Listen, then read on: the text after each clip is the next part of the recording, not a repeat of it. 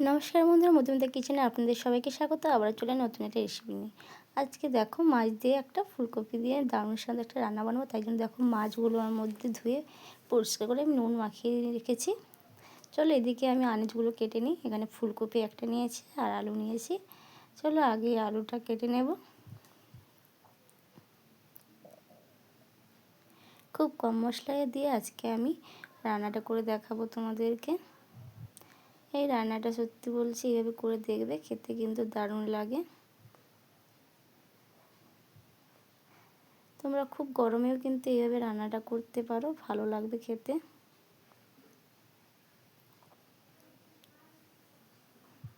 দেখো আলুটা আমি কিন্তু এইভাবে গোল গোল করে কেটে নিয়েছি, দেখতে পাচ্ছ, এমন কোনো বড়ো না। এবার চলো ফুলকপিটাও আমি আগে কেটে নেব।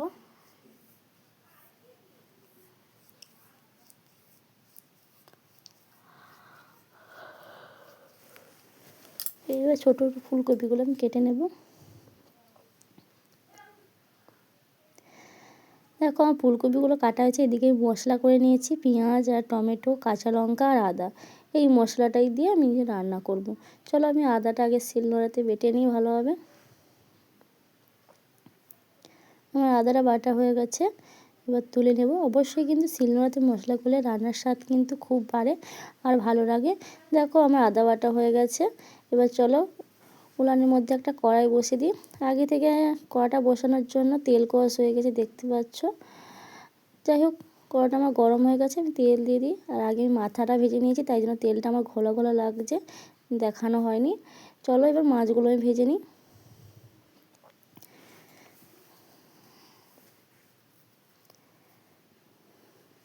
কারণ ওদিকে একটু কাজ করছিলাম আর আমার শাশুড়ি মা মাথাটা ভেজেছিল, তাই জন্য দেখানো হয়নি। তাই জন্য আমি তোমাদের মাছটা ভেজে দেখাচ্ছি। আর মাছের মধ্যে কিন্তু আমি হলুদ দিইনি, কারণ বলতো মাছের মধ্যে হলুদটা দিলে না মাছটা ভিতরে কিন্তু ভালোই ভাজা হয় না। আর দেখতে মনে হয় যেন ভাজা হয়ে গেছে, কিন্তু ভিতরে কিন্তু ভাজা হয় না। তার জন্য আর হলুদ না দিলে মাছটা কত সুন্দর ভাজা হয়। তার জন্য অবশ্যই একটু অল্প হলুদ দিতে পারো, তাতে কোনো সমস্যা নেই। দেখো মাছটা তো ভাজা হয়ে গেছে, তুলে নিয়েছি। ওই তেলের মধ্যে ফুলকপি দিয়ে দিচ্ছি। ফুলকপিগুলো আগে ভেজে নেবো ভালোভাবে। দেখো ফুলকপির মধ্যে আমি অল্প একটু নুন দিয়ে দিচ্ছি, যাতে ফুলকপির ভিতরে নুনটা ঢুকে যায় আমার।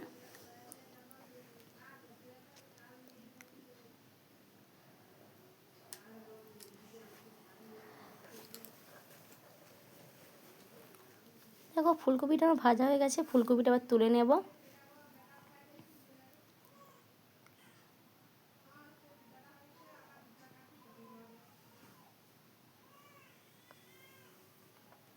এবার ওই তেলের মধ্যে আমি কেটে রাখা আলুগুলো দিয়ে দেব ভাজার জন্য।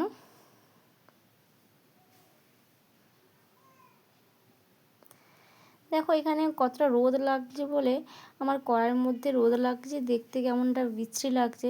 যাই হোক, রোদ তো প্রচুর হয়েছে, তার জন্য রোদটা পড়েছে কড়ার মধ্যে। দেখো আলুগুলো আমি ভেজে তুলে নিয়েছি।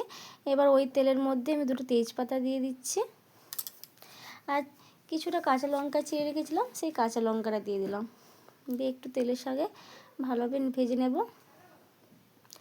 আদা বাটা দিয়ে দিচ্ছি তেলের মধ্যে।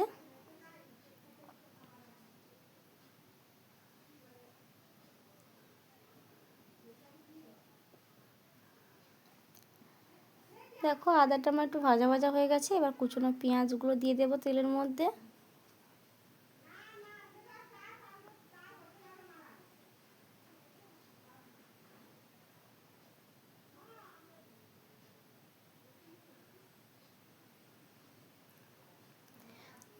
চলো পেঁয়াজটাকে আগে ভালোভাবে ভেজে নিই।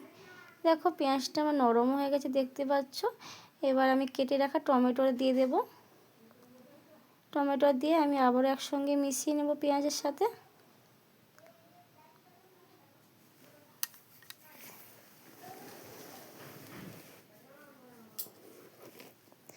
আর অল্প একটু নুন দিয়ে দিলাম, যাতে পেঁয়াজটাও আমার ভালোভাবে গলে যায় আর টমেটোটা আমার নরম হয়ে যায়। তার জন্য আমি অল্প একটু নুন দিয়ে ভালোভাবে এটাকে কষিয়ে নেব।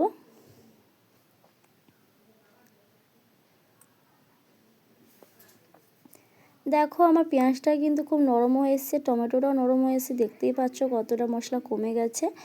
এবার আমি হলুদ গুঁড়ো দিয়ে দিচ্ছি। দিয়ে আমি আবারও ভালোভাবে কষিয়ে নেব।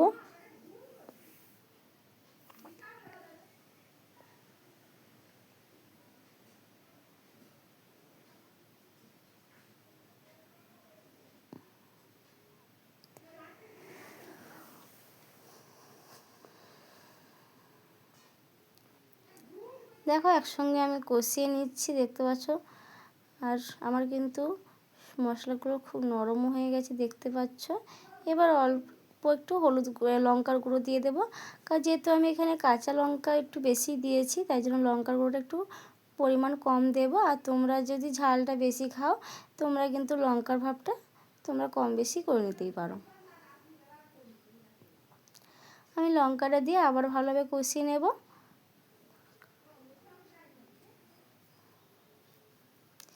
এটা যদিও কাশ্মীরি লঙ্কার গুঁড়ো, ঝালটা অতটাই হবে না। আমি কাঁচা লঙ্কার ঝালটাই বেশি দিয়েছি, আর এটা কালারের জন্য এটা আমি এখানে কাশ্মীরি লঙ্কার গুঁড়ো দিলাম। এবার অল্প একটু জল দিয়ে আমি মশলাটাকে আবার ভালোভাবে কষিয়ে নেব, কারণ জলটা দিলে একটু মশলাটা ভালোভাবে কষানো হয়ে যায়। দেখো জল দিয়ে একটু কষতে কষতে দেখো কতটা শুকনো হয়ে গেছে, আর তেলও ছেড়ে এসেছে, আর ভালোভাবে মশলাটা আমার কষানো হয়ে গেছে। এবার ভেজে রাখা আলু আর ফুলকপিটা মশলার মধ্যে আমি দিয়ে আবার ভালো করে বেশ কষিয়ে নেব। আর আমার রান্নাটা তোমাদের কেমন লাগে অবশ্যই কিন্তু কমেন্ট করে জানাও। যদি ভালো লাগে লাইক সাবস্ক্রাইব শেয়ার করে অবশ্যই পাশে থেকো, আর কেউ স্কিপ করবে না, প্রথম থেকে শেষ পর্যন্ত দেখতে থাকো আমি কি করে রান্নাটা করছি। যদি ভালো লাগে একটা কমেন্ট করবে, লাইক করবে। দেখো আমি মশলার সাথে আলু ফুলকপিটা একটু ভালোভাবে কষিয়ে নিচ্ছি। এখানে কিন্তু দেখো আমি কিন্তু খুব বেশি মশলা ব্যবহার করিনি, কতটা কম মশলায় আমি এখানে রান্না করছি, তুমি এটা দেখতেই তো পাচ্ছ। দেখো আমার কষানো হয়ে গেছে, এবার আমি এখানে জল দিয়ে দেব। তোমরা এখানে জলটা কম বেশি তোমরা ব্যবহার করে নেবে, যেভাবে তোমরা ঝোলটা খেতে চাও সেইভাবে।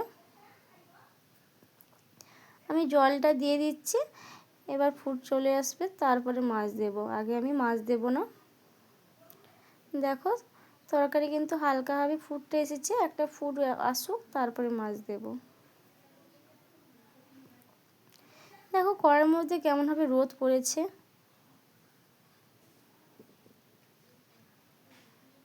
তাই জন্য খুব আবঝা আবঝা লাগছে। যাই হোক, কিছু তো করার নেই। দেখো আমার তরকারি ফুট চলে এসেছে, এবার আমি ভেজে রাখা মাছগুলো দিয়ে দেব। আর মাছের মাথা কার খেতে ভালো লাগে অবশ্যই কিন্তু কমেন্ট করে জানাও। আমার কিন্তু মাছের মাথাটাই ঝোলের মধ্যে বা টকের মধ্যে দিলে ভালো লাগে খেতে, তাই জন্য মাছের মাথাটা আমি ঝোলে ব্যবহার করলাম। দেখো মাছের মাথাটা দিয়ে আমি আবার একটু মিশিয়ে দিলাম, মাছটা যাতে ভিতরে মশলাটা ঢুকে আর মাছের স্বাদটাও তরকারির সাথে মিশে যায়, তাহলে খুব ভালো লাগে। দেখো আমার ঝোলও কতটা কমে গেছে, এবার তোমাদের নামিয়ে দেখাচ্ছি। কেমন হলো অবশ্যই কমেন্ট করে জানাও।